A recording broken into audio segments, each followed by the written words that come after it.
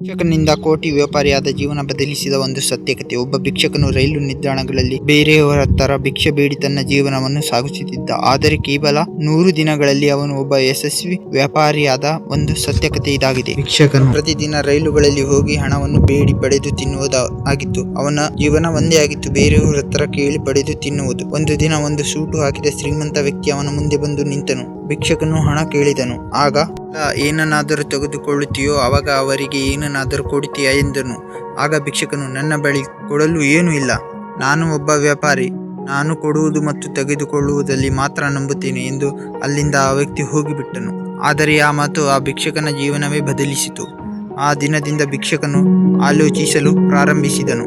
ಮೊದಲನೇ ದಿನ ಯಾವುದೇ ಉತ್ತರ ಸಿಗಲಿಲ್ಲ, ಎರಡನೇ ದಿನ ಯಾವುದೇ ಉತ್ತರ ಸಿಗಲಿಲ್ಲ. ಆದರೆ ಮೂರನೇ ದಿನ ಭಿಕ್ಷಕನಿಗೆ ರೈಲು ನಿಲ್ದಾಣಗಳಲ್ಲಿ ಕಾಣಿಸುತ್ತಿರುವ ಹೂಗಳನ್ನು ನೋಡಿದನು.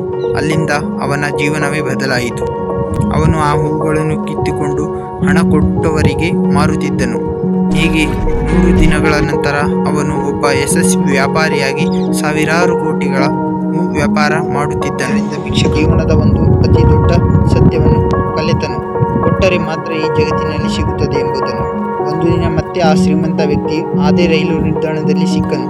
ಈ ಬಾರಿ ಭಿಕ್ಷಕನು ಹೇಳಿದನು, ಈಗ ನಾನು ಏನನ್ನಾದರೂ ಕೊಡಬಹುದೇ ಎಂದಾಗ ಆ ವ್ಯಕ್ತಿ ಸಂತೋಷದಿಂದ ಹಣವನ್ನು ಕೊಟ್ಟು ಹೇಳಿದನು, ಈಗ ನೀನು ಭಿಕ್ಷಕನಲ್ಲ, ನೀನು ಒಬ್ಬ ವ್ಯಾಪಾರಿ. ಆ ದಿನದಿಂದ ಭಿಕ್ಷಕನು ಕೂಡ ಒಬ್ಬ ವ್ಯಾಪಾರಿ ಎಂದು ಜಗತ್ತಿಗೆ ಕೇಳಿಸುವ ಹಾಗೆ ರೈಲು ನಿಲ್ದಾಣದಲ್ಲಿ ಕೂಗಿ ಹೇಳಿದನು, ನಾನು ಭಿಕ್ಷಕನಲ್ಲ, ನಾನು ವ್ಯಾಪಾರಿ. ಆದರೆ ಅಲ್ಲಿನ ಜನರು ಅವನನ್ನು ನಕ್ಕರು. ಆದರೆ ಅವನು ಸೀರಿಯಸ್ ಆಗಿದ್ದನು. ಭಿಕ್ಷಕನು ಕೋಟಿ ವ್ಯವಹಾರ ಮಾಡುವ ವ್ಯಾಪಾರಿಯಾಗಬಹುದಾದರೆ ನಿಮ್ಮ ಕೈಯಿಂದನೂ ಅಸಾಧ್ಯವಾದದ್ದು ಯಾವುದೂ ಇಲ್ಲ. ನಿಮ್ಮನ್ನು ನೀವು ದೃಢವಾಗಿ ನಂಬಿದ್ದರೆ ಈ ಜಗತ್ತಿನಲ್ಲಿ ಅಸಾಧ್ಯವಾದದ್ದು ಯಾವುದೂ ಇಲ್ಲ.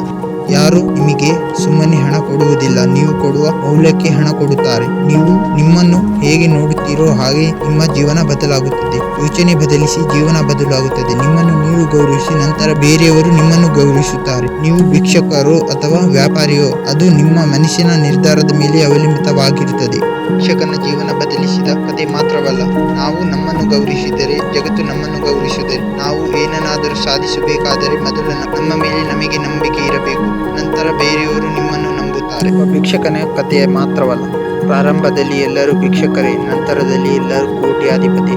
ಸಾಧನೆಗೆ ಯಾವುದೇ ಅಡೆತಡೆಗಳು ಇರುವುದಿಲ್ಲ. ಸಾಧಿಸುವ ಛಲವೊಂದು ಇದ್ದರೆ ಸಾಧಿಸಲು ಅಸಾಧ್ಯವಾದದ್ದು ಯಾವುದೂ ಇಲ್ಲ ಈ ಭೂಮಿಯ ಮೇಲೆ. ಈ ಕಥೆಯಿಂದ ನೀವು ಏನಾದರೂ ಇದ್ದರೆ ನನಗೆ ಕಮೆಂಟ್ ಬಾಕ್ಸ್ನಲ್ಲಿ ಕಮೆಂಟ್ ಮಾಡಿ.